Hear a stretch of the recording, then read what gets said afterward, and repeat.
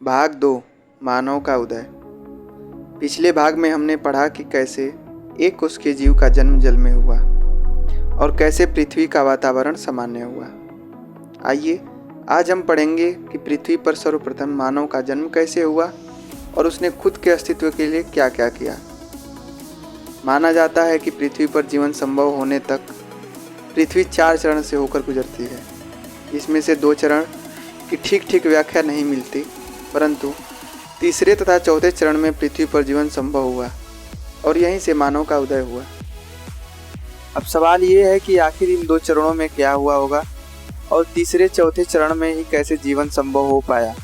पहला चरण, हालांकि इसका जवाब ठीक किसी भी वैज्ञानिक के पास नहीं है, परंतु अगर अनुमान लगाया जाए यह कहा जा सकता है कि पहले चरण में पृथ्वी एक उल्कापिंड के समान गर्म थी और गर्म हवाएं तथा तूफानों से चारों तरफ तबाही थी। साथ ही अम्लीय वर्षा होती रही, जिससे पूरा वातावरण ही गर्म और हानिकारक होता गया। दूसरा चरण, इस चरण में वातावरण में उपस्थित गैसों नाइट्रोजन, ऑक्सीजन, हाइड्रोजन, फास्फोरस इत्यादि से जल का निर्माण हुआ और पहली बार बारिश हुई होगी और धीरे धीरे यह सिलसिला चलता रहा और पहले चरण की तुलना में दूसरे चरण का तापमान कुछ कम रहा और यह प्रक्रिया बार बार होती रही, जिसके कारण तापमान में भारी गिरावट होती गई। तीसरा चरण, अब बात करते हैं तीसरे चरण की।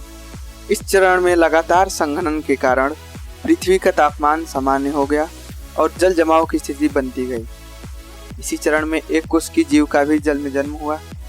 जीवों का विकास, एक कोश की जीवों के आपस में मिलने से बहुकोश की जीव का निर्माण हुआ और देखते देखते जल के अंदर असंख्य जीवों ने अपना अस्तित्व बना लिया। कुछ जीव जल में रहते थे जिन्हें जलचर कहा गया, कुछ जीव स्थल पर रहते थे जो थलचर, और कुछ जीव आसमान में उड़ने लगे जो नभचर कहलाने लगे। सवाल ये है कि जीवन तो जल में प्रारंभ हुआ, तो ये सब जीव थल और नभ में कैसे जीवित हैं?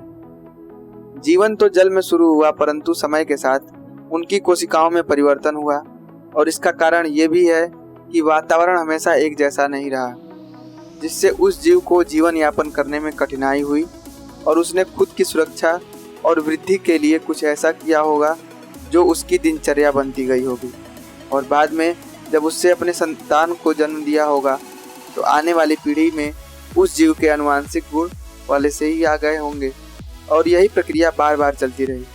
समय के साथ और प्राकृतिक आपदाओं के कारण जैसे बाढ़, सूखा, भूकंप, सुनामी, उनमें बदलाव आए, जिससे उस जीव में थल पर या नभ में रहने का गुण आ गया और यह प्रक्रिया बहुत धीरे और कई पीढ़ियों के बाद हुई, जिसे क्रम विकास भी कहते हैं। यह उदाहरण बिल्कुल लैमार्क के सिद्धांतों से मेल खाती है, जैसे समय के साथ और भोजन की आवश्यकताओं के कारण अफ्रीका के जिराफ की गर्दन लंबी होती गई। ऐसे ही मज़ेदार वीडियो के लिए हमारे चैनल को सब्सक्राइब करें और बेल आइकन दबाना ना भूलें। धन्यवाद।